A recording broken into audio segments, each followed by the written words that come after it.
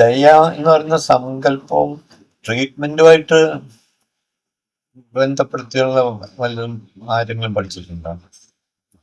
ചികിത്സ, അതൊരു ശുശ്രൂഷ, അതൊരു പ്രായോഗികമായിട്ടുള്ള ഒരു ദയയുടെ രൂപമാണല്ലോ.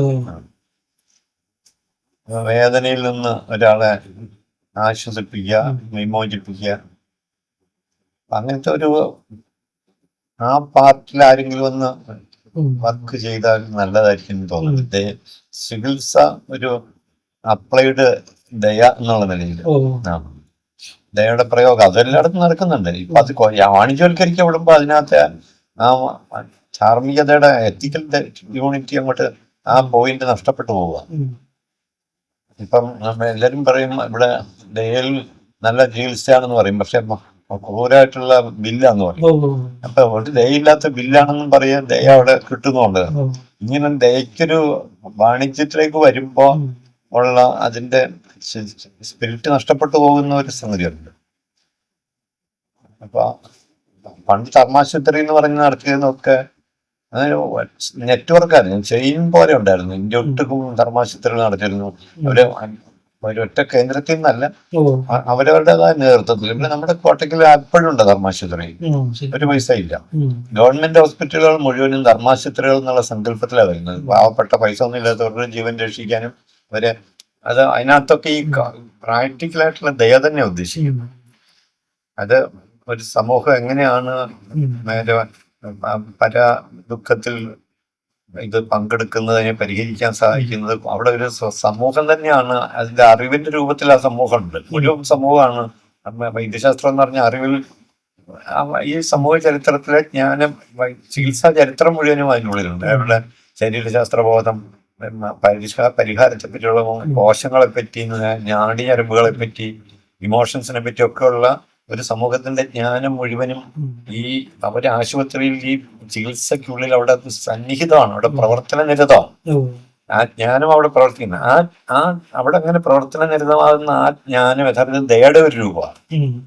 അപ്പൊ ദയജ്ഞാനമായിട്ടും ദയ പ്രവൃത്തിയായിട്ടും ഒക്കെ ഏറ്റവും കൂടുതൽ നിലനിൽക്കുന്നതാണ് ഈ സാംസ്കാരിക സ്ഥാപനങ്ങളൊക്കെ, പ്രത്യേകിച്ചും വൈദ്യാലയങ്ങൾ, ആതുരാലയങ്ങളൊക്കെ. ഇപ്പോ യൂണിവേഴ്സിറ്റികളോ അങ്ങനെയുള്ള വിദ്യാഭ്യാസ സ്ഥാപനങ്ങളൊക്കെ ആണെങ്കിൽ അവിടെയും ഈ ജ്ഞാനത്തിന്റെ രൂപത്തിൽ അവരെ അവരുടെ പ്രാതിനിധ്യത്തിൽ നിന്ന് കുട്ടികളെ അല്ലെങ്കിൽ സദസ്സിലിരിക്കുന്നവരെ ഒരു സംസ്കൃതമായ ഒരു അവസ്ഥയിലേക്ക്, സിവിലൈസ്ഡ് കൾച്ചർഡ് ആയിട്ടുള്ള ഒന്നിലേക്ക് അവരെ ഇത് ചെയ്യുന്നുണ്ട്, സോഫിസ്റ്റിക്കേറ്റ് ചെയ്യുന്നുണ്ട്. അത് കാട്ടാളത്വത്തിൽ നിന്ന് അവരെ ആധുനികമായ ഒരു നന്മയിലേക്ക് അങ്ങനെ സോഫിസ്റ്റിക്കേറ്റ് ചെയ്യുന്ന ഒരു പ്രോസസ്സിംഗ് ആണ്, ഒരു വിശുദ്ധീകരണം, ഒരു പർഗേറ്ററി ഏർപ്പാടാണ്. അത്തരം ഒരു പർഗേഷന് ഉള്ള ഏർപ്പാടാണ് കല എന്നായിരുന്നു അരിസ്റ്റോട്ടിൽ വാദിച്ചിരുന്നത്. പോയറ്റിക്സിലെ പ്രധാന ആർഗ്യുമെന്റ് തന്നെയാണ്. കഥാർസിസ് എന്ന് പറയുന്നത് വിശുദ്ധീകരണം കഴിഞ്ഞതാണ്. കഥാർട്ടിക് ഇഫക്റ്റ് എന്ന് പറയും. കഥാർട്ടിക് ഇഫക്റ്റ് എന്ന് വെച്ചാൽ വിമലീകരണത്തിന്റെ ഫലമായിട്ട് ഉണ്ടായിത്തീരുന്ന മനസ്സിന്റെ വിശുദ്ധിയാണ്. അങ്ങനെ ഒരു കഥാർസിസ് ആണ് ഇപ്പൊ ട്രാജഡികൾ മുഴുവനും കാണിച്ചിരുന്നത്. മനുഷ്യന്റെ ഈ ദുഃഖം എന്ന് പറയുന്നതിലൂടെ മനുഷ്യൻ എങ്ങനെയാണ് പവിത്രീകരിക്കപ്പെടുന്നത് ദുഃഖാനുഭവത്തിലൂടെ കടന്നു പോകുമ്പോൾ എന്നുള്ളതിന്റെ ഒരു പ്രായോഗിക ഒരു മേഖല രൂപമാണ്.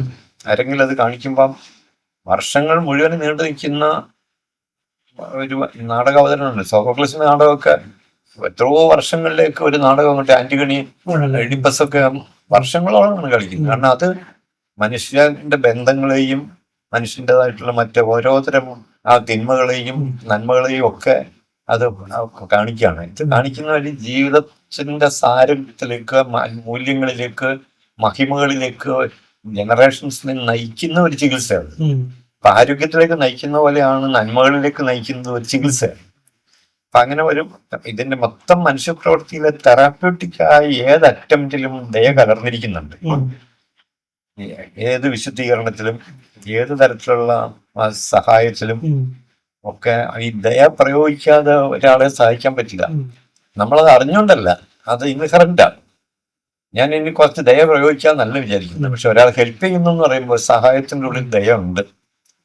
അപ്പോ എന്നാൽ ആ സഹായത്തിൽ എടശ്ശേരി പറഞ്ഞ പോലെ ഈ സഹായത്തിൽ ചരടുണ്ട്.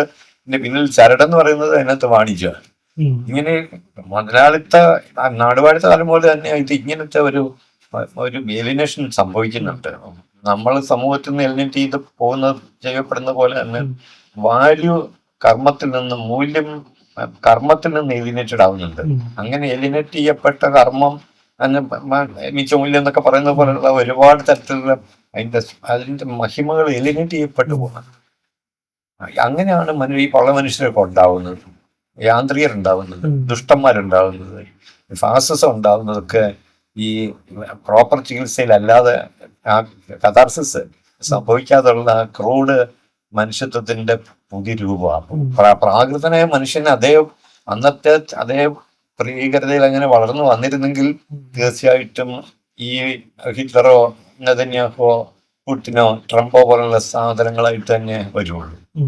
അപ്പം നമ്മൾ സംസ്കാരത്തിന്റെ ഏറ്റവും വലിയ അവകാശവാദങ്ങളെ മുഴുവനും പരിഹസിച്ചുകൊണ്ടാണ് സംസ്കാര വിരുദ്ധമായിട്ടുള്ള ഇത്തരം ഫാസിസ്റ്റ് രൂപങ്ങളൊക്കെ സമൂഹത്തിൽ സംഭവിച്ചുകൊണ്ടിരിക്കുന്നത്.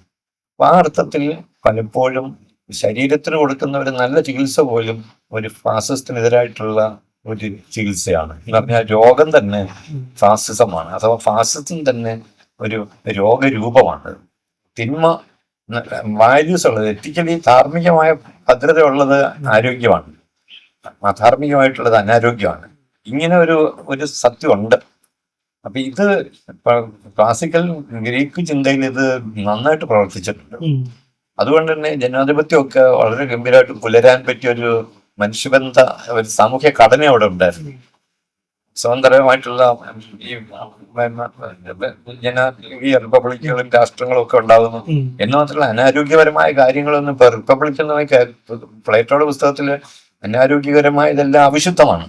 അങ്ങനെയുള്ളതിനെ ഒന്നും ഇതിനകത്തേക്ക് കൊണ്ടുവരുന്നത്. ഈ റിപ്പബ്ലിക്കിൽ അതിനൊന്നും സ്ഥാനമില്ല. അങ്ങനെ വൈകാരികമായ ദൗർബല്യങ്ങൾ ഉണ്ടാക്കുന്നത് കവികൾ എന്നുള്ള നിലയിൽ ഇയാൾ കവികളെ റിപ്പബ്ലിക്കിന് പുറത്താക്കുന്നതിന്റെ കാരണം അത് ഈ അനാരോഗ്യം, അതിവൈകാരികത എന്ന് പറയുന്നതൊക്കെ അവിശുദ്ധികളാണ്. അത് ഒരു ഹെൽത്തി മൈൻഡും ഹെൽത്തി ശരീരം ഉണ്ടെങ്കിൽ ഒരു ഹെൽത്തി സൊസൈറ്റി ഉണ്ടാവുള്ളൂ. അതിന് അവിടെ മാത്രമേ ധർമ്മം, മറ്റു എത്തിക്കൽ ആയിട്ടുള്ള ഒരു സ്നേഹത്തിന്റെയും സന്തോഷത്തിന്റെയും പരസ്പരമായിട്ടുള്ള സഹായത്തിന്റെയും ഒക്കെ ആയിട്ടുള്ള ഒരു ഐക്യം നിലനിൽക്കുള്ളൂ എന്ന് പറയുന്ന ഒരു വലിയൊരു കാഴ്ച അതിൻ്റെ ഉള്ളിൽ ഉണ്ടായിരുന്നു. പിന്നെ നമ്മൾ ഡീവിയേറ്റ് ചെയ്ത് വേറെ പല സ്പെഷ്യലൈസേഷന്റെ പോലെ ഡീവിയേറ്റ് ചെയ്ത് അതിൽ നിന്നൊക്കെ പോവുകയായിരുന്നു. അപ്പൊ ശരിക്കും കമ്പാഷൻ എന്ന് പറയുന്നത് സാമൂഹികമായിട്ടുള്ള എല്ലാ മണ്ഡലത്തിലും, എല്ലാ എക്സ്പ്രഷൻസിലും, എല്ലാ പ്രവർത്തനങ്ങളിലും ഈ കമ്പാഷൻ എന്ന് പറയുന്നത് ലീനമാണ്, ലയിച്ചു നിൽക്കുന്നുണ്ട്. ദയയില്ലാത്ത ഒരു പണിയില്ല ശരിക്കും. പക്ഷെ പലപ്പോഴും നമ്മൾ അറിയുന്നില്ല. നമ്മൾ അതിനെ വാണിജ്യവൽക്കരിക്കുക, ഒരു ചരക്ക് പോലെ നമ്മൾ അതിനെ കാശാക്കി മാറ്റുകയാണ്. അത് ഏതാനും ചിലരുടെ സ്വത്തായിട്ട് മാറ്റുകയാണ്. ഇങ്ങനെയൊക്കെയുള്ള ഒരുപാട് തെറ്റുകളുടെ ഒരു ചരിത്രമുണ്ട്. പിന്നെ തെറ്റ് തന്നെ ആചാരം പോലെ ആയി.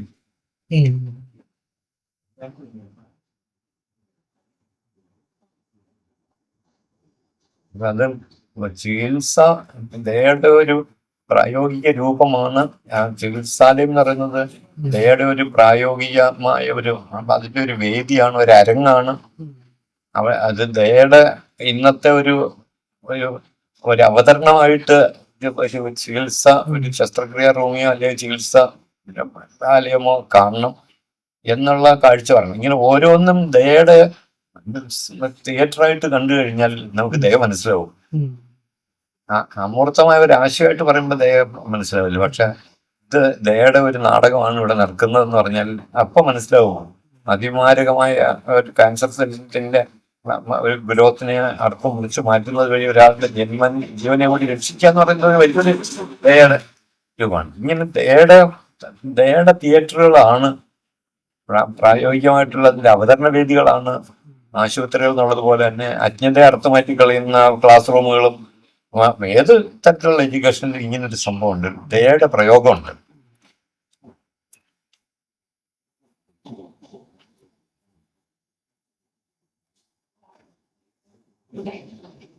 ബാക്കിലത്തെ വീട്ടിൽ പണ്ട് ഞാൻ താമസിക്കുന്ന വീട് ഏറ്റവും വീട്ടിലെ ലക്ഷ്മണ അനിയന്റെ വീടത്.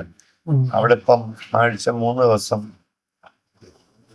ഡാൻസ് പഠിപ്പിക്കുന്നുണ്ട്. അത്ര കുട്ടികളെ ഒരു ടീച്ചർ വന്നിട്ട് അവർക്ക് അവര് വാടകയ്ക്ക് കൊടുത്തിട്ടുണ്ട്. അത് അവരായിരിക്കണം. ഇപ്പൊ ഇങ്ങനെ കുട്ടികൾ പോകും, 6 മണിയാകുമ്പോ അവര് പോകും.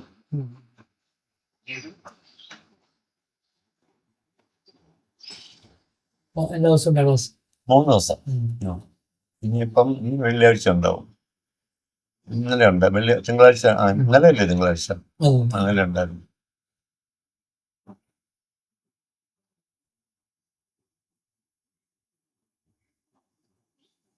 ഇപ്പൊ പറഞ്ഞ ഈ കാര്യം ഈ ഇപ്പൊ ഇതില് എന്നൊക്കെ പറഞ്ഞ ആൾക്കാർക്ക് ഇൻഫ്ലുവൻസ് ചെയ്യാൻ പറ്റുന്ന ആൾക്കാരുടെ ശ്രദ്ധയിലേക്ക് എത്രയും കാര്യങ്ങൾ എങ്ങനെ കൊണ്ടുവരാം എന്നുള്ളതാണ് വലിയ ചലഞ്ച്.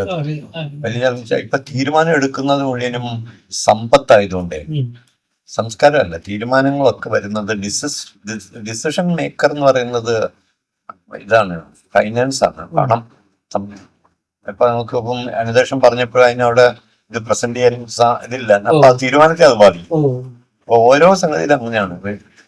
ഇത്തരത്തിലുള്ള വിശുദ്ധമായ ഒരു ദയയുടെ മാത്രമായ ഒരു കേന്ദ്രമായിട്ട് ആയിരിക്കണം ഒരു ആശുപത്രി എന്നുള്ള സ്വപ്നത്തിലാണല്ലോ ദയാന്ന് പേരിടുന്നത്. അത് പേരിട്ടില്ലെങ്കിൽ എല്ലാ ആശുപത്രികളുടെയും പേര് ദയാന്ന് തന്നെയാണ്. എല്ലാം മെഡിക്കൽ കോളേജ് എല്ലാം എന്ന് മാത്രമേ വീടുകൾക്കും അത് തന്നെയാ പേര്. എല്ലാ യൂണിവേഴ്സിറ്റികളുടെയും പേര് അതാണ്. അപ്പൊ ശരിക്കും മനുഷ്യന്റെ കോമൺ ആയിട്ടുള്ള ഏത് സംഘടനയുടെയും ഏത് സന്ദർഭത്തിന്റെയും പ്രവൃത്തിയുടെയും ഒക്കെ ആസ്ഥാനം എന്ന് പറയുന്നത് ദയ തന്നെയാണ്. അത് ഉപയോഗിക്കുന്ന മെത്തഡോളജിയും ദയയുടെ തന്നെയാണ്. അവിടുത്തെ ഉൽപ്പന്നവും ദയ തന്നെയാണ്. അപ്പൊ സോഷ്യലിസം എന്ന് പറയുന്നത് തന്നെ ദയയുടെ ഒരു വലിയ രൂപമാണ്.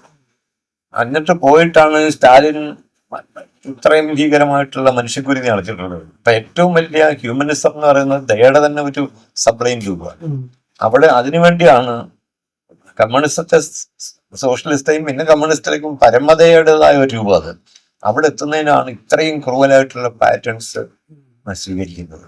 അപ്പൊ നമുക്ക് പാത മുഴുവൻ തെറ്റിപ്പോയപ്പോഴും മനുഷ്യത്തിൽ ഉടനീളം വഴിതെറ്റിപ്പോയവരുടെ ഒരു യാത്രയത്. ശരിയാ പ്രോപ്പറായിട്ടുള്ള ദിശാബോധത്തോടുകൂടിയല്ല. അപ്പൊ നമ്മൾ ഈ ദിശാബോധം എന്ന് പറയുന്നത് ഈ ദയയിലേക്കുള്ള നടപ്പാണ്. ശരി എന്ന് പറയുന്നത് ദയയാണ്. അങ്ങനെ ഒരു കാഴ്ചപ്പാട് ശരിക്കും വളരെ ഒരുപാട് കാര്യങ്ങളിൽ ഇസ്ലാമിലുണ്ട്. പ്രോഫറ്റിന്റെ ഇപ്പൊ ഖുറാനിലെ പല ഭാഗങ്ങളിലും ഇങ്ങനത്തെ കാഴ്ചകളുണ്ട്. ഈ കരുണാമയനായ എന്ന് പറയുന്നിടത്ത് തന്നെ അത് കിടപ്പുണ്ട്. അങ്ങനൊരു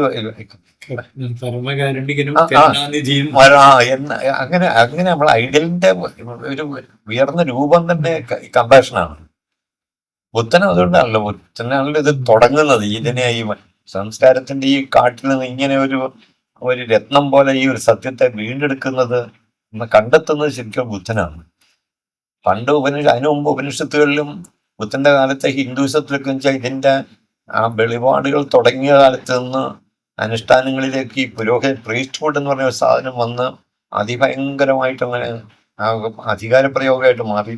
അവര് മൃഗബലി എന്ന് പറയുന്നത് ദേവതകളെ പ്രീതിപ്പെടുത്താനാണ്, അവര് ശല്യപ്പെടുത്താതിരിക്കുക എന്നൊക്കെ പറഞ്ഞിട്ട് ആ ആർ ശർമ്മയുടെ ഒരു പുസ്തകം തന്നെയുണ്ട്, മെറ്റീരിയലിസ്റ്റ് മെല്യൂ ഓഫ് ഇന്ത്യൻ കൾച്ചർ എന്ന് പറയുന്നത്. അതില് ബുദ്ധൻ ബുദ്ധമതം ഉണ്ടാക്കിയിട്ടില്ലല്ലോ. ബുദ്ധൻ ജീവിച്ചിരുന്നത് ഹിന്ദു വിശ്വാസത്തിന്റെ കാലത്താണ്. പക്ഷെ അയാൾ എതിർത്തത് പ്രീസ്റ്റ്ഹുഡിനെയാണ്, പൗരോഹിത്യത്തെയാണ്. ഈ പൗരോഹിത്യമാണ് ശരിക്കും പറഞ്ഞാൽ അന്നത്തെ ബീഹാറിലെ ഏറ്റവും വലിയ ക്ഷാമത്തിന്റെ കാരണം. കാരണം വെച്ചാൽ ഒരു ദിവസം തന്നെ അനേകം കന്നുകാലികൾ കാളയും മറ്റും ബലി കൊടുക്കപ്പെടുന്നുണ്ട്. ദേവപ്രീതിക്കാന്ന് പറഞ്ഞ് പുരോഹിതന്മാര് ഇത് ആവശ്യപ്പെടുന്നുണ്ട്. ഇത് ഓരോ പ്രീതിക്കും ഇവർക്കൊരു ദക്ഷിണ കിട്ടും, ഓരോ മൃഗബലിക്കും. അങ്ങനെ ആനിമൽ എനർജിയെ ആശ്രയിച്ചുകൊണ്ട് നടത്തപ്പെട്ടിരുന്ന കൃഷി എന്ന് പറഞ്ഞാൽ നടത്താൻ വയ്യാതായി. കൃഷിക്കാരൊക്കെ പട്ടിണിയിലായി. ഭയങ്കരമായ ദുരിത പാതാളമായിട്ട് സാമൂഹ്യ ജീവിതം മാറുമ്പോൾ ആണ് ഹിംസക്കെതിരായിട്ട് അഹിംസാ സിദ്ധാന്തം എന്ന് പറയുന്ന ദയയുടെ പ്രയോഗം ശ്രീബുദ്ധൻ കൊണ്ടുവരുന്നത്. പെട്ടെന്ന് പുള്ളി ഒരു റെവല്യൂഷണറി ഐഡിയ പോലെയാണ് ഈ ഹിംസ അരുത് എന്ന് പറയുന്ന ആ അഹിംസയുടെ പാഠം പ്രായോഗികമായ ഒരു ദയയുടേതായ ഒരു വലിയ ആപ്ലിക്കേഷനാണ്. അത് ആളുകൾക്ക് പെട്ടെന്ന് മനസ്സിലായി. ഈ കാളെ കൊന്നില്ലെങ്കിൽ അതിനെ ഉപയോഗിച്ചുകൊണ്ട് നമുക്ക് കൃഷി ചെയ്യാം, പാടം ഉഴാം, നെൽവിത്ത് വിതയ്ക്കാം എന്ന് പറഞ്ഞ ഒരു വലിയ അഹിംസ, ഒരു പ്രതിരോധത്തിന്റെ യാഥാസ്ഥിതികതയ്ക്കെതിരെയുള്ള ഒരു വലിയ പ്രതിരോധം എന്നുള്ള നിലയ്ക്കാണ് ഈ അഹിംസ സിദ്ധാന്തം വരുന്നത്. അത് കൊണ്ട് ബുദ്ധന് ചുറ്റും ആൾക്കാർ കൂടി തുടങ്ങി. ബുദ്ധനെ സപ്പോർട്ട് ചെയ്യാനും ബുദ്ധൻ പറയുന്നത് നടപ്പിലാക്കാനും അതനുസരിക്കാനും അതുപോലെ തന്നെ ഒരു പൗരോഹിത്യത്തിനെതിരായിട്ടുള്ള പുരോഹിതന്മാര് നാട്ടിൽ നിന്ന് വരുത്തപ്പെട്ടു തുടങ്ങി. ആനിമൽ എനർജി എന്ന് പറയുന്നത് വീണ്ടെടുത്തു തുടങ്ങി. കൃഷിയും വിളവും ഒക്കെ വീണ്ടും ഉണ്ടാവുകയും ഒരുപാട് തരത്തിൽ മനുഷ്യന് പട്ടിണി മാറുകയും ക്ഷാമം ഇല്ലാത്തതിൻ്റെതായ ആരോഗ്യം സമൂഹത്തിനും വ്യക്തി ജീവിതത്തിനും ഒക്കെ സംഭവിക്കുകയും ചെയ്തു. ബുദ്ധൻ ഒരു ക്ഷേമ പ്രബുദ്ധതയുടേതായ ഒരു ഒരു മിസ്യുവായിട്ടാണ് ബുദ്ധൻ മാറുന്നത്. അയാൾ അന്നത്തെ വാരാണസിയിലെ അവിടെയൊക്കെ പോയി പണ്ഡിതന്മാരോട് തർക്കിക്കുന്നത് മുഴുവനും ഈ പോയിന്റിലാണ്. ഇങ്ങനെ ഒരു ദയ ഉണ്ടെങ്കിൽ മാത്രമേ നമുക്ക്, കന്നുകാലികളും കൂടി ഉണ്ടെങ്കിൽ മാത്രമേ നമുക്ക്, കാളകളും മറ്റുണ്ടെങ്കിൽ മാത്രമേ നമുക്ക് കൂടുതൽ ഭക്ഷണം അന്നം കഴിക്കാൻ പറ്റുള്ളൂ, നെല്ല് ഉൽപ്പാദിപ്പിക്കാൻ പറ്റുള്ളൂ. ഇങ്ങനെ ഈ എല്ലാറ്റിലും ഈ ദയ എന്ന് പറഞ്ഞ ഒരു സാധനത്തെ ഉപയോഗിച്ചില്ലെങ്കിൽ നമുക്ക് സമാധാനം കിട്ടില്ല. ഭക്ഷണം വയറിറങ്ങുന്ന പോലല്ല, ചില സമയത്ത് ദയ ഉൽപ്പാദിപ്പിക്കുന്നില്ലെങ്കിൽ മനഃശാന്തി കിട്ടില്ല. ഈ ചെയ്യുന്ന ഒരു ക്രൂരത ചെയ്താൽ വേദന, മറ്റാളെ സഹിച്ച വേദന വരെ അംശം റീകോയിൽ ഉണ്ടാവും. അപ്പൊ ന്യൂട്ടൺ പറഞ്ഞ പോലെ തന്നെ every action equal and opposite recoil ഉണ്ട്. ആ റീകോയിൽ ആയിട്ട് ഓരോ മനസ്സിലും ഈ തിന്മ ചെയ്തവൻ വേദനിച്ച് നടക്കും. ഡോസ്റ്റോവ്സ്കിയുടെ മിക്ക കാരമസോവ് എന്ന് പറഞ്ഞ കാരമസോവ് ബ്രദേഴ്സിന്റെ മൂത്ത ബ്രദർ പരമനീചൻ, പാപമല്ലാതെ ഒന്നും ചെയ്യാത്തവൻ, സമാധാനം ഇല്ല.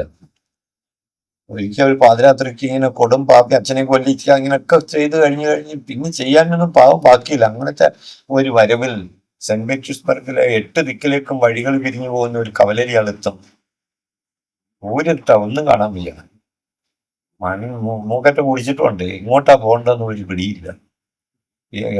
ഇതാണ് എൻ്റെ വഴി വിചാരിക്കും, അതാണെന്ന് വിചാരിക്കും. അത് ഇങ്ങനെ വഴി പിടികിട്ടാത്ത തരത്തിലുള്ള ഒരു ധർമ്മസങ്കടത്തിന്റെ ഒക്കെ പരകോടിയിൽ നിൽക്കുന്ന സമയത്ത് ഈ പരമസ പ്രദേശത്തുണ്ട് ഈ വാചകം, സഹസ്രകിരണനായ സൂര്യനെ ഞാൻ സ്മരിക്കുന്നു എന്ന് പറഞ്ഞു. അവിടെ മാത്രമാണ് ആ വിശാലിന്റെ ജീവിതത്തിൽ വെളിച്ചത്തിനോട് ഇഷ്ടം തോന്നിയിരുന്നത്. അവിടെ വെളിച്ചം പറയുന്ന ഒരു വലിയ ദയയാണ്, ശരിക്കും ചെയ്ത പാവങ്ങൾക്കെതിരെയുള്ള നന്മയാണ്. ഇങ്ങനെ അപൂർവമായിട്ടാണ്. ഇപ്പൊ ദൈവത്തെ സൃഷ്ടിക്കാൻ വേണ്ടിയായിരുന്നു, ബൈബിളിലുള്ളതിനേക്കാളും വലിയൊരു ദൈവത്തിന്റെ ദർശനത്തിന് വേണ്ടിയായിരുന്നു കാരണം ഡോസ്റ്റോവ്സ്കി ശ്രമിച്ചിട്ടുള്ളത്. പക്ഷെ ആ ദൈവത്തെ സാക്ഷാത്കരിക്കാൻ പറ്റിയ കഥാപാത്രങ്ങൾക്ക് ഒരാളിനെ, അത് പരമനീചൻ ഇതുപോലത്തെ ഒരു പാതിര കൂരിരട്ടിൽ ആണ് അയാൾക്ക് ഇങ്ങനൊരു സൂര്യ സ്നേഹത്തിൻ്റെതായ രൂപത്തിൽ, വെളിച്ച സ്നേഹത്തിന്റെ രൂപത്തിൽ അത് വരുന്നത് എന്ന് പറയുന്നത് പോലെ ഒരു ദൈവം തന്നെ ദയാണ്. ഗോഡ് ഈസ് മെഴ്സി എന്നൊക്കെ പറയുന്ന ഒരുപാട് ഇതുണ്ട്. ക്രിസ്ത്യാനിറ്റിയിലുണ്ട്, ഇസ്ലാമിലുണ്ട്, എല്ലാ റിലീജിയൻസിലും. അപ്പൊ അങ്ങനെ ദയ അതിന്റെ പൂർണ്ണമായ സ്വരൂപത്തിലും സത്തയിലും ഗ്രഹിക്കുന്നുണ്ടെങ്കിൽ തീർച്ചയായിട്ടും മനുഷ്യരിൽ യുദ്ധമൊന്നും ചെയ്തു വരും. പിന്നെ എന്ത് ന്യായം പറഞ്ഞിട്ടും ഇതുപോലുള്ള മാരകായുധങ്ങൾ നിർമ്മിക്കില്ല. ഈ അണുബോംബുകളും യുറാനിയം സമ്പുഷ്ടീകരണവും ഒന്നും ആവശ്യമില്ല. ദയക്ക് എന്ത് ആറ്റം ബോംബും ഒരു എക്സ്പ്ലോയിറ്റേഷനും ഇല്ല, ഒരു ഹിംസയില്ല. അപ്പൊ അങ്ങനെ ഒരു ലോകത്തെ പറ്റി സ്വപ്നം കണ്ടവരായിരുന്നു എല്ലാ ഈ പ്രോഫറ്റ്സും ഫിലോസഫേഴ്സും പഴയ മാസ്റ്റേഴ്സും. ഇവരൊക്കെ കൺഫ്യൂഷൻസ് ഭയങ്കര മൂരാച്ചിയായിരുന്നു എന്ന് പറഞ്ഞ് ഇതുള്ള ഒരുപാട് പേരുണ്ട്. അയാൾ ജീവിച്ചിരുന്ന ഫ്യൂഡൽ കാലഘട്ടത്തിലെ സാമൂഹ്യ ബന്ധങ്ങളിൽ അയാൾ സമൂഹത്തെ നിയന്ത്രിക്കുന്ന രാജാവിന്റെ പക്ഷത്ത് നിൽക്കുന്നതാണ് അയാളുടെ ഇത്. അപ്പൊ കൗടില്യനെ പറ്റി പറയുന്നു. ഇങ്ങനെ ഓരോന്ന് ഫ്യൂഡലിസത്തിന്റെ ഒരു ഘടനയ്ക്കുള്ളിൽ നിന്നാണ് അങ്ങനത്തെ ഒരു ജ്ഞാനി നിർമ്മിക്കപ്പെടുന്നത്. പക്ഷെ അവർക്ക് പോലും ഉണ്ട് ഭാവിയിലേക്ക് നീണ്ടു നിൽക്കുന്ന ഒരു വെളിച്ചത്തിന്റെ ഒരു ഉറവിടം അവരിലും ഉണ്ടാവും. ഇപ്പൊ അത് ചൈനയിലെ ഇപ്പം സൂചോ എന്ന് പറഞ്ഞ പട്ടണത്തിലായിരുന്നു കൺഫ്യൂഷ്യസ് ജീവിച്ചിരുന്നത്. അവിടെ കുന്നും താഴ്വരകളും അരുവികളും വെള്ളച്ചാട്ടങ്ങളും മരങ്ങളും പാറക്കെട്ടുകളും ഉള്ള ഒരു ഭൂപ്രദേശമാണ്. അവിടെ ഇയാളിരുന്ന് കുട്ടികളെ പഠിപ്പിച്ചിരുന്ന ഒരു വലിയ ശിലാതലത്തിലാണ്. കറുത്ത പാറയുടെ ഒരു വലിയ മൈതാനം, ഒറ്റ പാറയുടെ മസ്തകം. അതില് ഒരു ഭാഗത്ത് ഉയർന്ന ഒരു പാറയുണ്ട്, ആ പീഠം പോലെ. അതിന്റെ മുകളിൽ വലിയ ഒരു കോഴിമുട്ടയുടെ ആകൃതിയിലുള്ള ഒരു ഒരു കാറ്റ് അങ്ങനെ നിൽക്കുക. എങ്ങനെ ഇവിടെ നിൽക്കും നമുക്ക് പേടിയാവും. അങ്ങനെ ഇതെങ്ങനെ നിൽക്കുന്നു എന്ന് വിശ്വസിക്കാൻ വയ്യ. അതിന്റെ സൈഡിൽ കൂടെ അങ്ങോട്ട് മാറിക്കഴിഞ്ഞാൽ വലിയ കിണർ പോലത്തെ ഒരു കയം പോലത്തെ സ്ഥലമുണ്ട്. അത് ഒരു അരുവി വന്ന് വീഴുന്ന ഒരു വെള്ളച്ചാട്ടം. എന്നിട്ട് ശബ്ദം കേൾക്കാൻ വയ്യാത്ത അത്ര ആഴമുണ്ട്. പക്ഷെ നമുക്ക് ആഴത്തിൽ അതിൽ ഈ വെളിച്ചവും ആകാശവും ഒക്കെ അതിൽ പ്രതിബിംബിച്ച് കാണുമ്പോൾ കാണാം. അങ്ങനത്തെ ഒരു ഒരു വിചിത്രമായ ഭൂപ്രകൃതിയാണ്. അത്ര ഡീപ്പാണ് ആർദ്രത, അത്ര ഡീപ്പാണ് വെള്ളം, അത്ര വെളിച്ചം. ഇങ്ങനെയൊക്കെയുള്ള പാഠങ്ങളെ കൺഫ്യൂഷ്യസ് അവിടെ നിന്ന് പേർക്ക് പറഞ്ഞു കൊടുക്കുന്നത് സ്റ്റുഡൻസ്. അപ്പൊ കൺഫ്യൂഷ്യസ് ഇങ്ങനെ യഥാർത്ഥത്തിൽ ജ്ഞാനം ഉള്ള കാര്യങ്ങൾ പറയുമ്പോൾ ഈ പാറ വലിയ കൂറ്റനായിട്ടുള്ള കോഴിമുട്ട ആകൃതിയിലുള്ള ആ പാറ ചെറുതായിട്ടൊന്ന് കുലുങ്ങും. അപ്പൊ പാറ ഈ കൺഫ്യൂഷ്യസിന്റെ വർത്തമാനത്തെ ശരിവെക്കുന്നതാണ്. അപ്പൊ മിത്ത് ഓഫ് നോളി ഹെഡ് എന്ന് പറഞ്ഞൊരു ഒരു സംഗതി ഇതുണ്ട്. തലകുലിക്കലിൻ്റെതായ പുരാവൃത്തം എന്ന് പറഞ്ഞിട്ടുണ്ട്, പാറ തലകുലിക്കുന്നത്. അപ്പൊ ഇത് പാറയ്ക്ക് പോലും ഇതിനോട് യോജിക്കാൻ കഴിയുന്നു എന്ന തരത്തിൽ അങ്ങനെ ഭേദിക്കാനാവാത്തതിന് പോലും അപ്പൊ അപ്പുറത്തേക്ക് ഇതിന് കമ്മ്യൂണിക്കേഷൻ ഉണ്ട് അറിവിന് എന്ന് പറയിപ്പിക്കുന്ന ഒരു കൺഫ്യൂഷ്യസ് പുരാവൃത്തം. അത് ഒരു കൺഫ്യൂഷ്യസ് മിത്ത് ആളുണ്ടാക്കിയതായിരിക്കും. പക്ഷെ അവിടെ ചെന്ന് കണ്ടാൽ നമ്മളത് വിശ്വസിച്ചു പോകും. കാരണം ഇത് നേരാണ്, അത് ഈ പാറ അവിടെ ഉണ്ട്. ഇത് ഇങ്ങനെ ഒരു ജ്ഞാനോപാസനയുടേതായിട്ടുള്ള ഒരു വലിയ ചരിത്രം ശരിക്കും മനുഷ്യവംശത്തിലുണ്ട്. അതിന്റെ ഭാഗമായിട്ടാണ് വേദനയിൽ നിന്ന് മോചിപ്പിക്കാൻ ഈ ചികിത്സയെ ഉപയോഗിക്കുന്നത്. അതൊരു ജ്ഞാനോപാസനയാണ്. ഇപ്പൊ ഡോക്ടർ രോഗിയുടെ ശരീരത്തെ പ്രയോഗിക്കുന്നത് ഒരു ജ്ഞാനമാണ് പ്രയോഗിക്കുന്നത്. അപ്പൊ ദയക്കൊരു ജ്ഞാനരൂപമുണ്ട് ശരിക്കും, അഥവാ ജ്ഞാനരൂപമാണ്, ജ്ഞാനം തന്നെയാണ് ദയ. ഇല്ലെങ്കിൽ നമുക്ക് ദയ ഇല്ല. അത് ഏതെങ്കിലും ഒരു പ്രത്യേക സംജ്ഞയില് നമുക്ക് പറയാൻ പറ്റില്ല. ഇപ്പൊ മെഡിക്കൽ ടൈമിലോ അല്ലെങ്കിൽ പൊളിറ്റിക്കൽ ടൈമിലോ എക്കണോമിക് ടൈമിലോ അല്ലെങ്കിൽ ഫിസിക്കലായിട്ടുള്ളതിൽ കെമിക്കലായിട്ടുള്ളതിൽ ഇതൊന്നും അത് എവിടൊക്കെ വിസ്ഡം ഉണ്ടോ അവിടൊക്കെ ഇതുണ്ട്, ഈ സാധനമുണ്ട്, ഈ ദയമുണ്ട്, കമ്പാഷനുണ്ട്. അപ്പൊ എവിടെ പോയി നമ്മുടെ ജ്ഞാനം എന്ന് എഴുതിയിട്ട് റോക്ക് എന്ന് പറഞ്ഞ കവിത ചോദിക്കുന്നുണ്ട്, where is the wisdom we have lost in knowledge, where is the knowledge we have lost in information, and where is the life we have lost in living എന്ന് എഴുതിയിട്ട് ചോദിക്കുന്നുണ്ട് റോക്ക് എന്ന് പറഞ്ഞ കവിതയില്. അപ്പൊ അതിൽ പിന്നെ ഇത് വായിച്ചതിന് ശേഷം എനിക്ക് തോന്നാറുള്ള ഒരു സംഭവം എന്ന് വെച്ചാൽ, ക്രിയേറ്റീവായിട്ടുള്ള ഏത് അന്വേഷണവും വർക്കും അല്ലെങ്കിൽ പ്രവൃത്തിയും സൃഷ്ടിയും ഈ നഷ്ടപ്പെട്ടു പോയ ജ്ഞാനത്തിന്റെ വീണ്ടെടുക്കലിന്റെ ഒരു റീക്ലെയിമിങ് വിസ്ഡം, ജ്ഞാനത്തിന്റെ വീണ്ടെടുക്കൽ എന്ന് പറയുന്നത് അതാണ്. ഇപ്പൊ ഒരു നല്ല കവിത എഴുതിയിട്ടുണ്ടെങ്കിൽ അതിൻ്റെ ഉള്ളിൽ ഈ പറയുന്ന സന്തോഷത്തിന്റെയോ സ്നേഹത്തിന്റെയോ അല്ലെങ്കിൽ ദയയുടെ ഏതെങ്കിലും ഒരു രൂപത്തിന്റെ വീണ്ടെടുക്കലാണ്. ഏത് രൂപമാണെങ്കിലും അത് ജ്ഞാനത്തിന്റെ വീണ്ടെടുക്കലാണ്. അപ്പൊ ദയ നിലനിൽക്കുന്നത് ഹയസ്റ്റ് ഫോംസ് ഓഫ് വാല്യൂസിന്റെ രൂപത്തിലാണ്. ആത്യന്തികമായിട്ട് അദ്വൈതത്തിൽ തന്നെ നമ്മൾ എത്തുന്നത്. ഇത് ദയയാണ് കേന്ദ്രം. അതിനെ ജ്ഞാനം എന്ന് പറയാം, അതിനെ ചികിത്സയുടെ രൂപത്തിലാവാം, അല്ലെങ്കിൽ നീതി ന്യായത്തിന്റെ രൂപത്തിലാവാം. എന്തായാലും എല്ലായിടത്തും ഉള്ളത് ഈ ദയ തന്നെയാണ്. ദയയുടെ പ്രയോഗങ്ങളാണ് കോടതികളിലൊക്കെ നടക്കുന്നത്, ആശുപത്രിയിൽ നടക്കുന്നത്, യൂണിവേഴ്സിറ്റിയിൽ നടക്കുന്നത്, മാർക്കറ്റിൽ നടക്കുന്നത്. അങ്ങനെ ദയയുടെ പ്രയോഗമാണ് ലോകത്ത് എവിടെയും എന്ന് കണ്ടു കഴിഞ്ഞാൽ നമുക്ക് പെട്ടെന്ന് തെറ്റുകൾ മനസ്സിലാവും.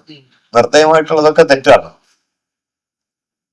ഇങ്ങനൊരു ആ നിലയിൽ ചികിത്സ വിശദമായിട്ട് അന്വേഷിക്കുമ്പോൾ കോഴിക്കോട്ടെ ഡോക്ടറുടെ വിചാരണയൊക്കെ ഒരുപാട് ദയയുടെ പക്ഷത്തായിരുന്നു. അത് അന്ന് സാംസ്കാരിക കാലത്ത് ഡോക്ടറുടെ വിചാരണയിൽ വലിയൊരു ദയയുടെ പ്രയോഗം ഉണ്ടായിരുന്നു.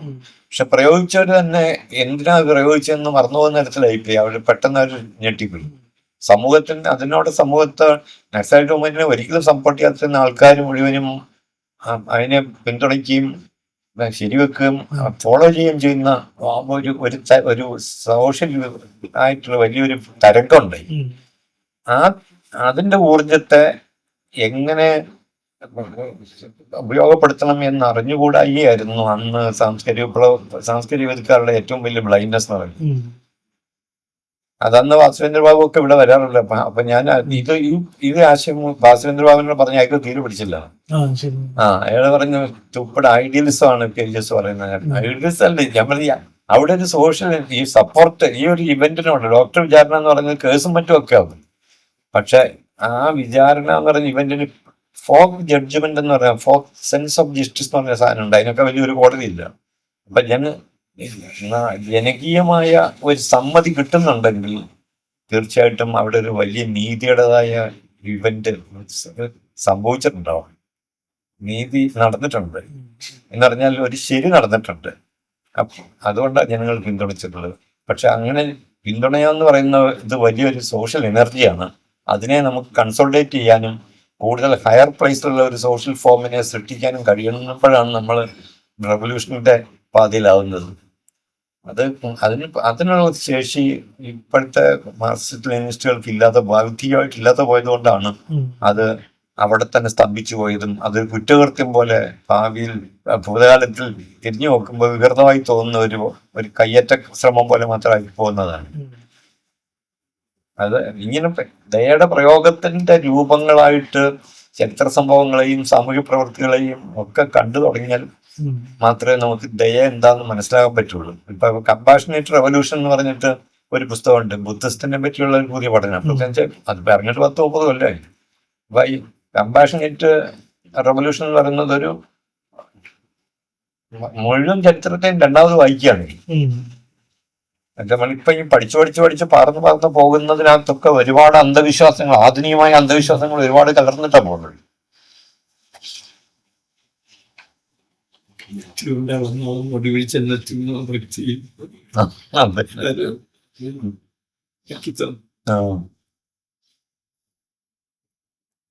എല്ലാവർക്കും ഒരു സാധാരണ മനുഷ്യർക്ക് അറിയാം ഇത്. പണ്ട് കർമ്മയോഗത്തില് വിവേകാനന്ദന്റെ കർമ്മയോഗ പുസ്തകത്തിലുണ്ട്. അയാള് ഒരു യോഗി കർമ്മയോഗം പഠിക്കാൻ വേണ്ടി അങ്ങനെ ഒരുപാട് തപസ്സും കഴിഞ്ഞിട്ട് ഈ കർമ്മയോഗ രഹസ്യം മനസ്സിലാക്കി ഈ ഭിക്ഷാടനത്തിന് വീടുകൾ തോറി ഇങ്ങനെ ഒരു വീട്ടിൽ ചെല്ലുമ്പോൾ ഭിക്ഷയ്ക്ക് ചോദിച്ചിട്ട് ഒരു വീട്ടിലെ അമ്മ ഒരുപാട് പണികൾ വീട്ടുകാരി അവര് അടുക്കള പണിയാ, കുട്ടികളുടെ കാര്യം മറ്റേ മറിച്ച് ഇങ്ങനെ ജോലി തിരക്കാണ്. അപ്പോൾ അവര് പറയുന്ന ഒരു മറുപടിയുണ്ട്. അപ്പൊ ഏത് ജോലിയും നിങ്ങൾ ചെയ്യുന്ന ഭിക്ഷാടനം പോലെ ഒരു ജോലിയാണ്. ഇപ്പൊ ഞാൻ ഒരേ സമയത്ത് 100 ഭിക്ഷാടനം നടത്തുന്ന പോലെയാണ് എൻ്റെ ഇപ്പൊ ജീവിതം എന്ന് പറയുന്ന ഒരു വാക്യം വരുന്നുണ്ട്. അപ്പൊ ഈ യോഗിക്ക് ഇത് ഇത്രയും കാലം കാട്ടിൽ തപസ്സിട്ടെന്ന് ഞാൻ മനസ്സിലാക്കിയ കാര്യം ഇവര് അടുക്കളയിൽ അങ്ങോട്ടും ഇങ്ങോട്ടും നടന്നിട്ട് ഇത് എങ്ങനെ പറഞ്ഞു എന്നുള്ളത്, എങ്ങനെ അറിഞ്ഞു എന്നുള്ളത്. അപ്പൊ ഏത് കർമ്മത്തിലൂടെ നമുക്ക് ജ്ഞാനത്തിലെത്താം, അതിന് ഒരു വഴിയല്ല. റോമിലേക്ക് ഒരു വഴി മാത്രമല്ല എന്നുള്ള ചൊല്ലേണ്ടത് അതിനൊക്കെ വളരെ ശേഷം.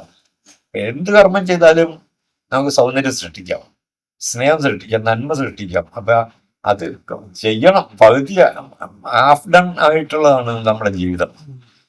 അങ്ങനെയല്ല, നമ്മൾ അർപ്പിക്കണം, അതിന് ഡെഡിക്കേഷൻ വേണം. അത്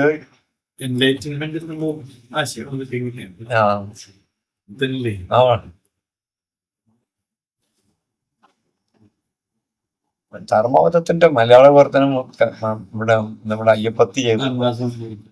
നല്ല തർജ്ജമ അത് കറണ്ട് പുസ്തകം ഉണ്ടല്ലേ ധർമ്മപദം. അത് വായിക്കും ഒക്കെ ചെയ്ത് അങ്ങനത്തെ ഇത്തരം സമാന്തരമായിട്ട് വളരെ സ്ലോ ആയി മൂവിങ് ആയിട്ടുള്ള ആശയങ്ങളത്. ഒരു എല്ലായിടത്തും ഡോക്ടർമാർക്ക് തന്നെ അത്തരം കോഴ്സുകൾ കൊടുക്കണം എനിക്ക് തോന്നാറുണ്ട്. വളരെ ഏറ്റവും ദയ കാണിക്കേണ്ട ആൾക്കാരാണ് പലപ്പോഴും ഏറ്റവും നിർദ്ദയമായി പെരുമാറുന്നത്. കാരണം 1500 രൂപ കൈക്കൂലി കൊടുത്തതിന്റെ പിറ്റേ ദിവസം മാത്രമാണ് ഒരു ഡോക്ടർ സർജറി ചെയ്യാൻ ഡോക്ടറിലേക്ക് വരുന്നതെന്ന് പറഞ്ഞത്. മറ്റേ എത്രയോ ദിവസം അവരോട് ചെന്നിട്ടും അല്ലെങ്കിൽ 2 ദിവസം പോലെ ഒരു TV വാർത്തയിലുണ്ടായിരുന്നു. അപ്പൊ പൈസ അപ്പൊ അങ്ങനത്തെ ശമ്പളം കൊടുക്കുന്നത് ശരിക്കും പറഞ്ഞാൽ ഇവിടുത്തെ ട്രീറ്റ്മെന്റ് നടത്താൻ വേണ്ടി തന്നെയാണ്. അതിന് ഓരോ ചികിത്സയ്ക്കും ഇങ്ങനത്തെ സ്ഥാപനം നടത്തുന്നതിന്റെ പ്രാഥമിക ചെലവുണ്ട്. ഇപ്പം ആനുവൽ എനർജി കൊണ്ടാണെങ്കിൽ ആനുവലിന് ഭക്ഷണം കൊടുക്കണം, അതിന് വൈക്കോലോ വേറെ എന്തെങ്കിലുമൊക്കെ അതിനും ഒരു കോസ്റ്റ് ഉണ്ട് അതിന്. എന്ന് പറയുന്ന പോലെ നിലനിൽക്കാനുള്ളത് കൊടുക്കണം, സബ്സിസ്റ്റൻസിന്റെ ഇത് കൊടുക്കണം.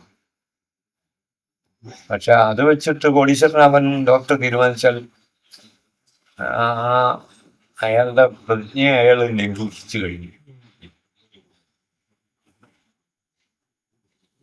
അതെല്ലായിടത്തും ട്യൂഷൻ എടുക്കുന്ന മാഷും എല്ലാ സ്ഥലത്തും കാണാതെ. എപ്പോഴാണ് ഇങ്ങനെ ദയ ഒരു പെർസ്പെക്റ്റീവായിട്ട് മനസ്സിലുണ്ടെങ്കിൽ നമുക്ക് പെട്ടെന്ന് ലോകത്തിന്റെ ബ്ലാക്ക് ആൻഡ് വൈറ്റ് അതൊരു വേഗമാവും. ഈ പുണ്യപാപങ്ങളെയൊക്കെ പെട്ടെന്ന് തിരിച്ചറിയും, ശരി തെറ്റുകളെ. ഇതൊക്കെ ഒരു സംഗതിയാണല്ലോ. ധർമ്മ അധർമ്മം എന്നൊക്കെ പറയുന്നത് ദയ നിർദ്ദയത എന്ന് പറയുന്ന പോലത്തെ തന്നെ അമ്മാതിരി കോൺട്രഡിക്ഷൻസ് ആണ് മുഴുവൻ. പക്ഷെ നമ്മുടെ സാധാരണ സംഭാഷണത്തിലും ചർച്ചാ വേദികളിലും ഒക്കെ ഈ മാതിരിയുള്ള സങ്കല്പനങ്ങളിൽ നിന്ന് തന്നെ കൺസെപ്റ്റുകൾ തന്നെ മാറി വേറെയാണ്. ഇപ്പൊ മാർക്സിന് ശേഷം വളരെ വ്യത്യസ്തമായ മറ്റ് പദാവലികളിലൂടെ ആണ് ഈ കാര്യങ്ങൾ പറയുന്നത്. ഓരോ വിഭാഗം അങ്ങനെ. ഇപ്പം ക്രിസ്ത്യാനിറ്റി ഒരു രീതിയിൽ, ഇസ്ലാം വേറെ രീതിയിൽ, ഹിന്ദുയിസത്തിന്റെ വിഭാഗങ്ങൾ ഓരോന്നും വേറെ രീതിയിൽ, ബുദ്ധിസത്തിന്റെ പുതിയ എത്രയോ രൂപങ്ങൾ. അപ്പം ഏറ്റവും ഭ്രാന്തനാണെന്ന് തോന്നുന്ന തരത്തിലുള്ള സെൻ ബുദ്ധിസ്റ്റുകളുടെ ഇത് ആലോചിച്ച് നോക്കിക്കഴിഞ്ഞാൽ അവരും പറയുന്നത് തന്നെയാണ്. സെൻ ബുദ്ധിസം ഒരു വലിയൊരു ദയാരൂപം തന്നെയാണ്. മിത്തികളിൽ നിന്ന് മോചിപ്പിക്കുക എന്ന് പറയുന്ന ഒരു വലിയ സംഗതി ഒരു അർത്ഥമുണ്ട്. ബുദ്ധൻ ചെയ്തത് തന്നെ. ബോധം എന്ന് പറഞ്ഞാൽ മിത്തിയിൽ നിന്നുള്ള മോചനമാണ്. ഇങ്ങനെയുള്ള ഒരു രീതി, അങ്ങനെയൊരു എൻലൈറ്റൻമെന്റ് എന്ന് പറഞ്ഞ ഒരു സംഗതി അങ്ങോട്ട് ഓരോ സന്ദർഭത്തിലും നമുക്ക് കാണാതെ ഇതിന്റെ അവരെ ഈ പ്രബുദ്ധത എന്ന് പറഞ്ഞൊരു സാധനം മാഞ്ഞുപോയി. ബുദ്ധന് ബോധതയുണ്ടായി, പക്ഷെ ബാക്കി ജനങ്ങൾക്ക് അതുണ്ടായിട്ടില്ല.